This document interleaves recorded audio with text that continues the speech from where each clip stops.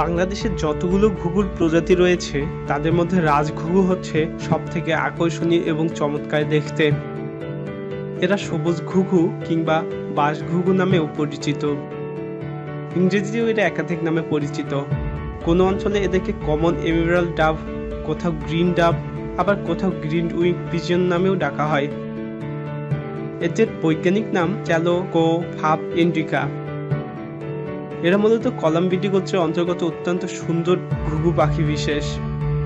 বাংলাদেশের কোথাও কোথাও এদেরকে পাতি শ্যামা ঘুঘু নামেও ডাকা হয়। সারা পৃথিবীর এক বিশাল এলাকা জুড়ে এদের আবাস। সংখ্যার বিশালতার কারণে এদের মোট সংখ্যা নির্ণয় করা যায়নি। গত কয়েক দশক ধরে এদের সংখ্যা অনেকটা কমে গেলেও এখনো আশঙ্কাজনক পর্যায়ে পৌঁছায়নি। তবে কোনো কোনো অঞ্চলে এদের অবস্থা খুবই খারাপ। সে কারণে IUCN সবুজ ঘুঘুকে আশঙ্কাহীন প্রজাতি হিসেবে তালিকাভুক্ত করেছে। সবুজ ঘুঘু ভারতের তামিলনাড়ু প্রদেশের প্রাদেশিক পাখি হিসেবেও পরিচিত।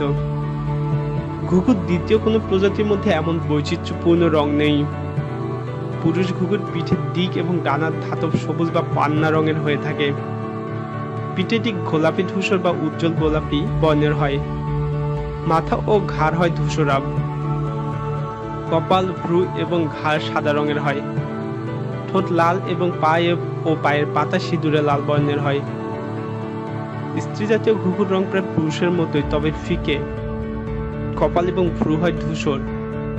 মাথা এবং ঘাড় বাদামি হয়। ঘাড়ে সাদা পট্টি নেই বা থাকলেও সেটি অস্পষ্ট। পিঠের উপরে সাদা ও কালো মোটা পট্টি থাকে।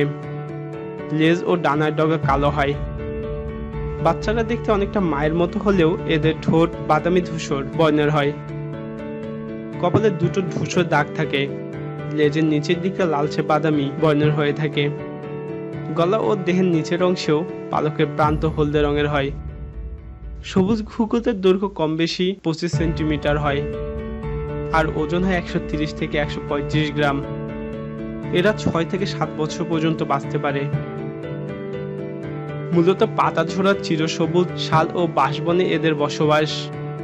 সচরাচর একাকী ছায়াঘেরা বনের নির্জন জায়গায় বা ঝোপঝাড়ের মেঝেতে হেঁটে বেরিয়ে মাটিতে পড়ে থাকা ফল ও তার বীজ, শস্যদানা এবং কিছু কীটপতঙ্গ বিশেষ করে উই পোকা খেয়ে থাকে এরা। খুব সকালবেলা এবং দিনের শেষের অংশের দিকে খাবারের সন্ধানে বেড়ায় এরা। বাকি সময় বৃক্ষজালে বসে সময় কাটায়। এরা খুবই সতর্ক এবং লাজুক স্বভাবের পাখি। কোনো রকম শব্দ পেলে দ্রুত বেগে উড়ে যায়। বনের ভিতরে খুব কম উচ্চতায়ও বেশ দ্রুত গতিতে উঠতে পারে এরা। খুবই করুণ সুরে বিলাপের মতো করে ডাকে এরা। প্রায় সারা বছর ধরেই এদের প্রজনন করতে পারলেও বর্ষার আগে অর্থাৎ এপ্রিল থেকে সেপ্টেম্বর মাসে এরা ডিম পাড়ে বেশি। ছোট গাছ, বাঁশঝাড় বা ঝোপঝাড়ে কয়েকটি কাঠি কুটি জড়ো করে ছোট্ট এবং অগোছালো বাসা বানায় এরা। স্ত্রী ঘুঘু দুটো হলুদ রঙের ডিম পাড়ে। ডিম ফুটতে সময় লাগে 12 দিনের মতো। Bharat, Bangladesh, Nepal, Bhutan, Indonesia, Papua New Guinea, চীন এবং অস্ট্রেলিয়ার উত্তর পূর্বাংশে সবুজ ঘুঘুর প্রধান আবাস।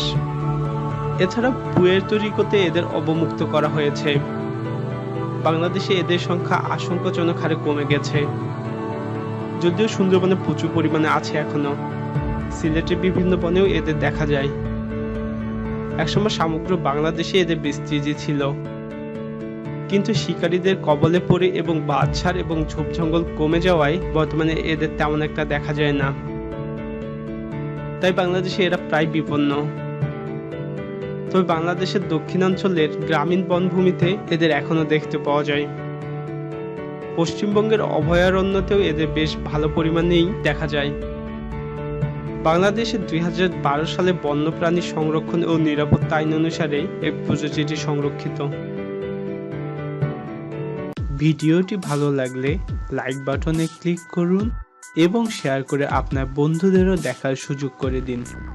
আপনার কোনো মতামত থাকলে তা কমেন্ট বক্সে কমেন্ট করে আমাদের জানান এবং এরকম মজার ভিডিও দেখতে আমাদের চ্যানেলটি সাবস্ক্রাইব করুন।